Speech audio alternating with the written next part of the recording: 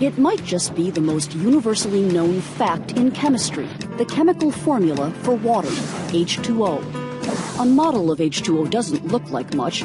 Two small atoms of hydrogen, the H2 part of H2O, attached to one bigger atom of oxygen, the O part of H2O. Kind of like a cartoon drawing of a teddy bear. And actually, water is kind of funny. Fun facts. Water, H2O, is the only natural substance on Earth found in all three common states of matter: liquid, solid, and gas or vapor. It's also one of the only common substances that is less dense in solid form than in liquid form. And water can dissolve more substances than any other liquid. Let's focus on H2O in liquid form. What gives water its remarkable qualities and abilities? It's all in the molecule's content and structure. Not just what each H2O molecule is made of, but how the atoms are positioned, in what configuration and shape, and how they are bound together. In water, just so you'll know for later, the H's and O's are held together by covalent bonds, by sharing electrons. H2O is a polar molecule. The same way our planet has north and south poles on opposite sides, the H2O molecule has two poles on opposite sides. And like a magnet, H2O has one positive end and one negative end. Thinking of that cartoon teddy bear again, the chin side of the oxygen atom has a slight negative electrical charge. The opposite side, the side with the two hydrogen ears, has a slight positive electrical charge. This might just be the second most universally known bit of chemistry. Opposites attract. The positive hydrogen side of every H2O molecule is going to attract and be attracted to the negative oxygen sides of other nearby H2O molecules in all directions.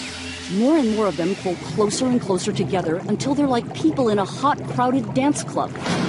Packed so close together they can hardly move, but still turning and moving wildly. Molecules that stay close to each other are called cohesive, and water is highly cohesive. A pentillion, even hextillion of chaotically moving, tightly packed H2O molecules cohere to make a single raindrop. As good as water molecules are at all this cohering and convening, they also form bonds with surfaces and molecules unlike themselves, a force called adhesion, as in adhesive. Pour the water out of a glass, and the inside of the glass is still wet. Some H2O molecules stick or adhere to the silica molecules in the glass. Being cohesive and adhesive is what makes water a near universal solvent. How? Take salt or sodium chloride, sodium ions, abbreviated as Na+, and chloride ions, abbreviated as Cl-, in a crystal. As soon as a salt crystal hits the water, it's rushed by a molecular mob of H2O molecules that break it apart, separate the sodium and chloride ions, kind of a chemical divide and conquer.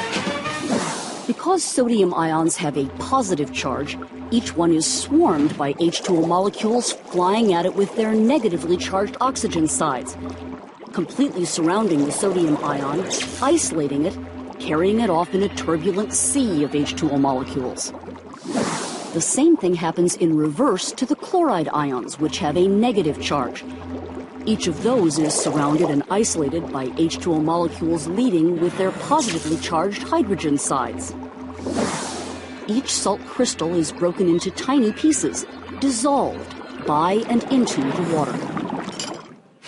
There's much, much more to know about H2O and how it works to keep every living thing on the planet, and maybe other planets, alive.